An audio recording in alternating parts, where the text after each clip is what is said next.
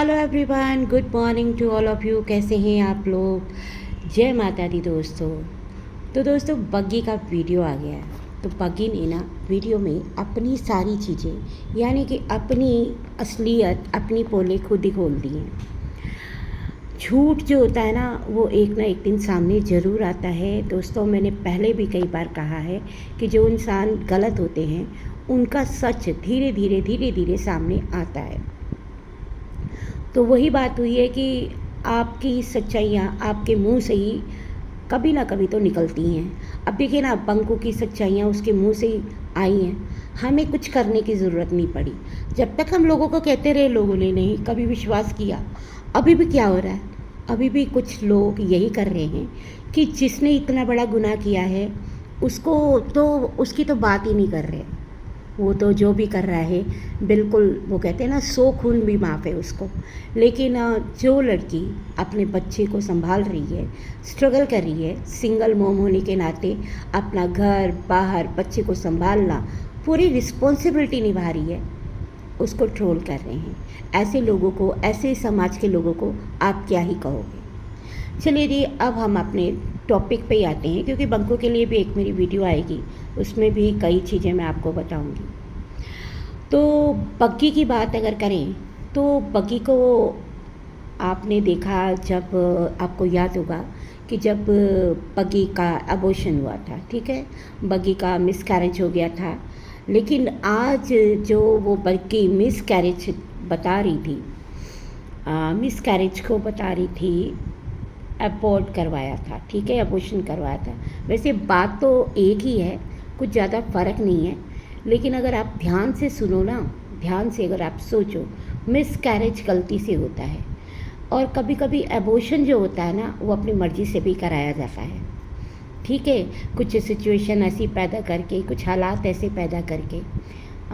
बाकी ये मेरी सोचने की बात है, आपका क्या सोचना है मुझे ज़रूर बताइएगा। उस वक्त जो था ना, बग्गी ने पूरा का पूरा इल्ज़ाम अपनी मदर इन लॉ पे, ससुराल वालों पे लगा दिया था। देखिए, जब ये सुबह इसको पेन वगैरह हुई थी, जो भी चीज़ें थी, पहले ये अपने मायके में थी। आप लोगों को याद हो तो मायके में थी, वहीं से कहती है कि कुछ ऐसी सिचुएशन आ गई है कि अब मुझे जाना पड़ेगा, डॉक्टर की डेट पास आ रही है, मुझे दिखाना है, क्योंकि चीज़ें तो वहीं से ख़राब हो गई थी। अब इसको लग रहा था कि अगर मैं मायके में रह के ये सब चीज़ें हो गई तो ठीकड़ा उन पे कैसे फोड़ूंगी, है ना। आम के आम गुटलियों के भी दाम, यानी कि ससुराल वालों पे ठीकड़ा भी फोड़ दो और लोगों की सिंपैथी कार्ड भी, आपको की सिंपैथी कार्ड तो इसने खेला ही था, लोगों की सिंपैथी भी मिल जाएगी, ससुराल वालों को गालियाँ भी मिलेंगी, और सबसे बड़ी बात है कंटेंट, डॉलर मिलेंगे। तो बग्गी ने बड़ी होशियारी से अपने मायके की तरफ से कूच करके अपने ससुराल की तरफ कूच कर लिया, मायके से हट गई। अब ये ससुराल में आती है और ससुराल में आके अच्छी खासी बैठी हुई थी और कह रही थी कि हमें डॉक्टर के पास जाना है। सास के साथ तो बहुत ही अच्छे तरीके से ये लोग हॉस्पिटल गए। हॉस्पिटल के आने के बाद इन्होंने सास को उतारा और इसने खुद बोला कि मेरी मम्मी ने कहा है कि तुरंत तुरंत वहाँ पे आ जाओ, जहाँ इसका मायका है, मैं नाम नहीं लूँगी, तुरंत वहाँ पे आ जाओ, यहाँ पे बहुत अच्छे डॉक्टर हैं, तुरंत आ जाओ। तो मम्मी को कॉल किया, मम्मी ने कहा तुरंत आ जाओ। बग्गा ने भी कहा कि हम एक सेकंड ओपिनियन भी लेना चाहते हैं, है ना। यहाँ पे तो हमने ओपिनियन ले लिया, जबकि आजकल हर जगह बहुत सारी फैसिलिटी है और जहाँ ये रहते हैं वहाँ भी बहुत अच्छे अच्छे हॉस्पिटल हैं। लेकिन फिर भी इसको हर चीज़ के लिए भागना कहाँ होता है? मम्मी के पास। और फिर भाग के ठीकड़ा किस पे फोड़ना होता है? ससुराल वालों पे। तो यही काम इसने किया, ये फटाफट से यहाँ से चली गई। लेकिन तब तक भी लोगों को ये समझ में नहीं आई थी कि आगे क्या होने वाला है। लेकिन मायके में रहन के इसने ससुराल वालों की वो धज्जियाँ उड़ाई, क्योंकि ये जानते हैं कि ससुराल में अगर इनकी जो है नंदे, वो अपना मुंह नहीं खोलेंगी, ना इसे टाइटल लगाएंगी, ना क्लेरिफिकेशन देंगी, ना माँ देगी। माँ ने भी बस इतना ही कहा कि इसके कमेंट सेक्शन में जो कमेंट्स आते हैं उनको पढ़ के मुझे दुख लगता है, ठीक है। तो बड़ी वाली दीदी ने बोल दिया कि भाई मम्मी को हम वीडियो में नहीं लाएंगे, लेकिन अब भी ला रही हैं क्योंकि अब उनके लिए हेट नहीं आती है। हेट कहाँ आती थी? इसके कमेंट सेक्शन में इतनी हेट आती थी कि ये लोग कमेंट को डिलीट भी नहीं करते थे, वहीं रहते थे, और लोगों का जो मन था ना बग्गी की तरफ से उतरना शुरू हो गया।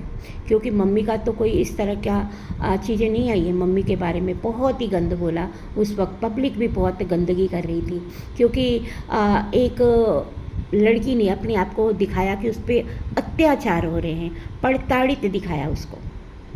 आज इसने अपने मुंह से पोल खोला है, वो भी बताऊंगी कहाँ खोला है।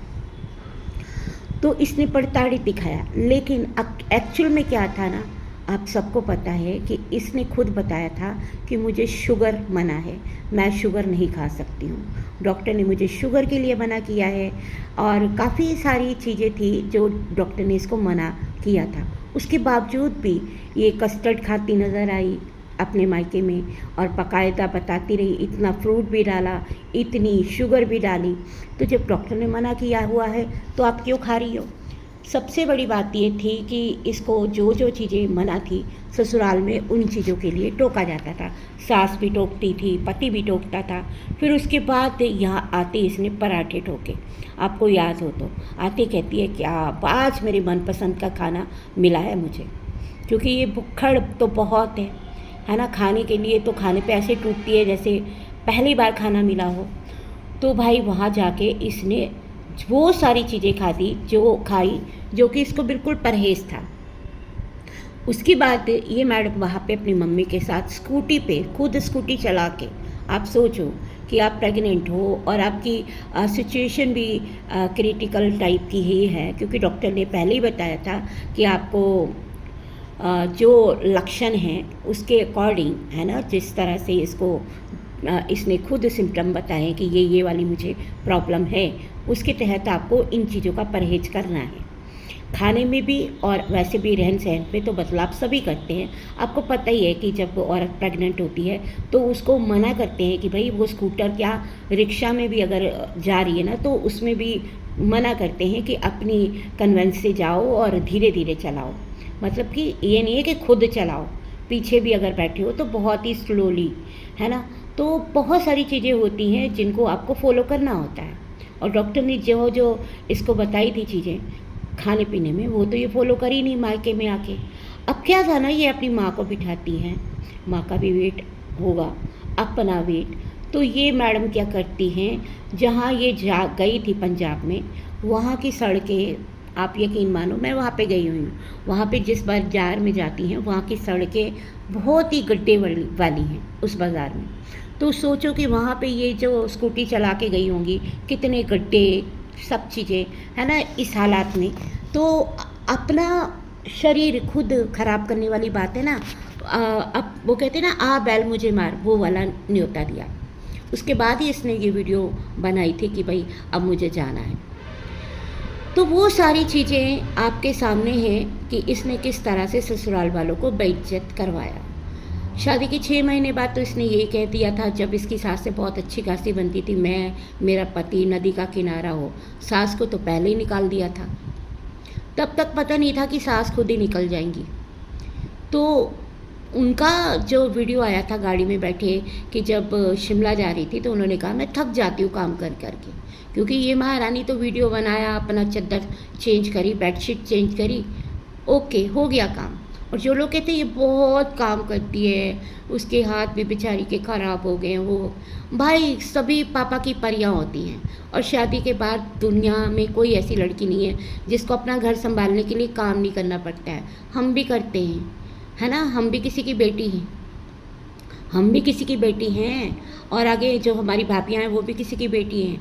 अपने जो बच्चे पैदा किए हैं उनकी रिस्पॉन्सिबिलिटी, पति की रिस्पॉन्सिबिलिटी, चलो सास ससुर की भी मत निभाओ, लेकिन जो बच्चे पैदा करोगे, जो आपका पति है, उसकी रिस्पॉन्सिबिलिटी कौन निभाएगा? करना तो पड़ेगा ही।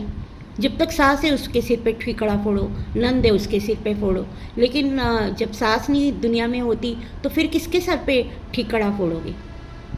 जो अकेले हॉस्टल में रहते हैं उनको भी खाना बनाना पड़ता है अपने लिए, कब तक बाहर से खाएंगे? काम तो देखो करना ही पड़ता है, हमेशा आपके हाथ वो नाजुक बने रहें।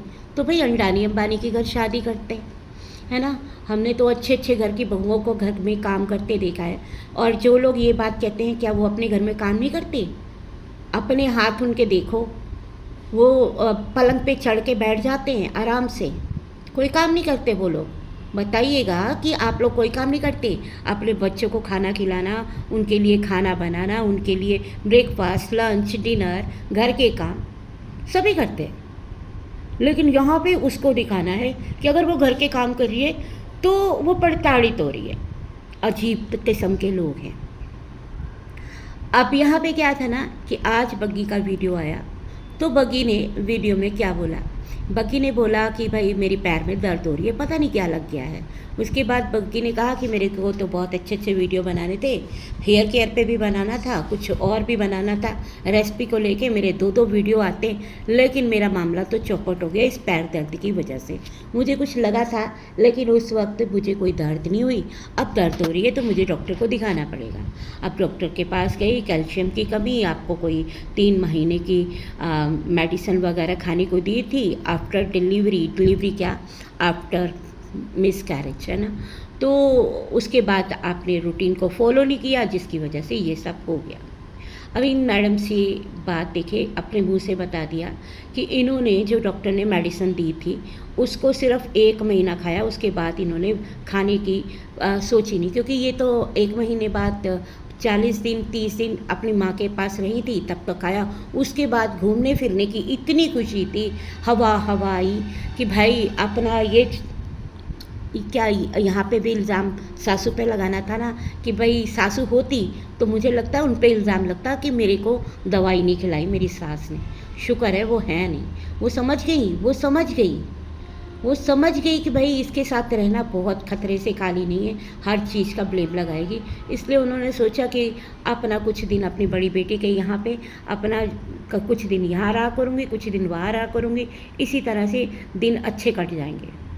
वो तभी चुपचाप निकल गई, क्योंकि जो लोग प्रीति को इल्ज़ाम दे रहे हैं ना, तो एक बात बता दूँ, प्रीति ने साफ कह दिया था कि हमसे कोई बात नहीं हुई, इनकी आपस में ही बात हुई है तो मम्मी ऊपर आई है। अब वो अपनी माँ को तो नहीं कह सकती ना कि भाई तुम्हारी बात नहीं हुई, तुम्हारी बात हो गई है तो तुम यहाँ नहीं रह सकती, तुम्हें वहाँ ही रहना पड़ेगा, ऐसा तो नहीं है ना। है तो वो माँ का ही घर ना, ऊपर हो चाहे नीचे हो, ठीक है, मालिक वही रहेंगी और उनकी मर्जी है, वो किसी को भी दें, है ना, ये उनकी मर्जी है। तो यहाँ पे जो चीज़ें हैं ना, बग्गी ने आज अपने मुंह से उगल दी कि उसने वो मेडिसिन नहीं खाई, जिसकी वजह से उसको ये प्रॉब्लम आ रही है। और डॉक्टर ने भी कहा है कि तुमको 3 महीने करनी थी, डॉक्टर ने भी डांटा है। अब वही बातें हैं कि जिन चीज़ों का पहले मिस कैरेज से पहले इसको खुद ध्यान करना चाहिए था, इसकी मम्मी को करना चाहिए था। इसकी मम्मी वहाँ पे इसको अनहेल्दी फूड भी खिला रही है, उसके पीछे बैठ के शॉपिंग करने भी जा रही है। तो ये क्या इनकी प्लानिंग थी ससुराल वालों को बदनाम करने की कि जब इस तरह की चीज़ें हो जाएंगी तो फिर तुमको भेज दिया जाएगा? मैं तो ऐसे ही कहूँगी। बात पता क्या है, सच्चाई यही है कि भाई आपको बच्चा नहीं चाहिए, जो भी है जैसा भी है, ख्याल तो आपको खुद ही रखना पड़ेगा, है ना। आजकल के ज़माने में किसी के पास इतनी फुर्सत नहीं है कि आपको चम्मच में डाल के खिलाते रहे, ले बेटा खा ले, ले बेटा खा ले। हर किसी को अपना ख्याल रखना पड़ता है। उनकी भी एज हो गई है, सारी ज़िंदगी नौकरी करी है, रिटायरमेंट के बाद उनको भी हक मिलता है आराम करने का। अभी तो वो सुबह चूल्हे पे इनको खाना खिला रही थी, पराठे खिला रही थी, ये खुद कहती थी कि मेरे को इतना ही काम करना पड़ता है कि बस थोड़ा बहुत पकड़ा दिया, जैसे वो बाहर बैठती है, बाकी झाड़ू मम्मी लगा लेती हैं तो पोछा मेरे पति लगा लेते हैं, या पोछा मम्मी लगा लेती हैं तो झाड़ू मेरे पति लगा लेते हैं। इस तरह की चीज़ें वो बता रही थी बार बार, लेकिन एक ही बार में कि भैया सब कुछ इसने ख़त्म किया नहीं, एक ऐसी सिचुएशन तैयार करी कि अब इनको निकालो, क्योंकि ये तो पहले कह चुकी थी मैं और मेरा पति नदी का किनारा। तो इस तरह के हालात पैदा किए कि उनको खुद जाना पड़ा। कोई और तेज सास होती तो वो तो बस मैडम को कहती कि भाई अपना अलग से इंतज़ाम कर लो, मेरे घर से निकलो। और ये उनका राइट भी है, क्योंकि उन्होंने कमाया है अपनी मेहनत से, सारी ज़िंदगी लगा दी बच्चों के लिए, आज ये बच्चे करेंगे बड़े होके। तो भाई ये सारी चीज़ें चल रही थी। और पीछे आपको पता ही है कि मैडम ने अभी जो स्टेटस दिखाया था कि भाई किसी ने स्टेटस लगाया है, ठीक है ना, स्टेटस कोई भी अपनी मर्ज़ी से कुछ भी लगा सकता है, उसको अपने साथ जोड़ा गया, उस पर भी वो वीडियो छाप दी गई। लेकिन मज़े की बात ये रही कि ना माँ ने जवाब दिया ना बेटियों ने जवाब दिया। इसके मुंह पे एक बहुत बड़ा तमाचा है। उन्होंने इस बात का कोई जवाब नहीं दिया, किसी ने कोई वीडियो का टाइटल तक नहीं लगाया। वो जानते थे कि अगर हमने इस तरह का टाइटल लगाया, इसको बताया, तो ये बंदी जो है उसका फिर क्या कहते हैं ना, कंटेंट बना के कई वीडियो बनाएगी, ये तो डॉलर छापेंगे और हमें बदनाम भी करेंगे और कमेंट सेक्शन में गंद भी रखेंगे। तो उन्होंने बिल्कुल इसको मुंह ही नहीं लगाया कि भाई ठीक है, ये बोल रही है, बोलने दो, हम अपना काम करेंगे। ये बहुत अच्छा किया उन्होंने। तो इनको कंटेंट तो अभी मिल नहीं रहा, क्योंकि बड़ी कोशिश करी कि किसी तरह से कंटेंट दे दूँ। अच्छा है व्हाट्सएप स्टेटस का भी ख़त्म हुआ, अब कोई बहाना तो नहीं रहेगा, अब वो भी अलर्ट हो जाएंगे कि भाई इसको कुछ कहने की कोई ज़रूरत नहीं है। अब स्टेटस जो है ना, वो इससे मतलब कि कई बार होता है कि मैं भी स्टेटस लगा लेती हूँ। ऐसा नहीं होता है कि जैसे प्रीति की जो लाइफ है उसको लेके भी मैंने कई बार स्टोरी लगाई हैं कि भाई पति अगर ऐसा हो तो आपको सारी ज़िंदगी उसके लिए रोना नहीं है। तो हमारे पति तो बहुत अच्छे, इसका मतलब ये थोड़ी कि मैं अपने पति को सुना रही हूँ। कोई चीज़ मुझे बहुत अच्छी लगती है, मैं उसको शेयर कर देती हूँ। अब वो पर्सनल ज़िंदगी पे अगर हम लोग लेने लग जाए तो भाई ये सब नहीं होता। कई बार हमें कोई बातें, कोई शब्द इतने अच्छे लगते हैं कि हमारा मन करता है कि उसको स्टोरी में शेयर करें। प्रीतो तो बहुत सारी ऐसी चीज़ें शेयर करती हैं जो उसकी लाइफ से रिलेटेड होती ही नहीं है। मैंने कई बार उसकी स्टोरीज़ पढ़ी हैं।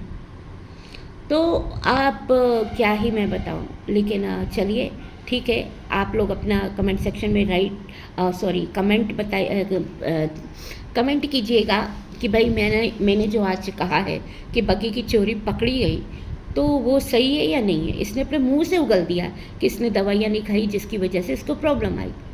शुक्र है सास नहीं है घर पे, नहीं तो सारा ठिकड़ा उसके ऊपर फोड़ा जाता कि सास ने किया अत्याचार, मुझे जो है दवाई टाइम पे नहीं दी, मेरे मुंह में नहीं डाली। तो चलिए, बेचारी बग्गी के जो राज हैं वो खुद ही बता रही है, जैसे बंकू बताता है। खैर, बंकू का भी एक बहुत सारी चीज़ें हैं जो मैं आपके सामने लाने वाली हूँ। कुछ चीज़ें हमें भी पता चल रही हैं, लेकिन थोड़ा सा रुक के चलिए फिर चलते हैं आप और विदा लेते हैं आपसे। मिलते अगली वीडियो में और रात की लाइव में, तब तक के लिए बाय बाय।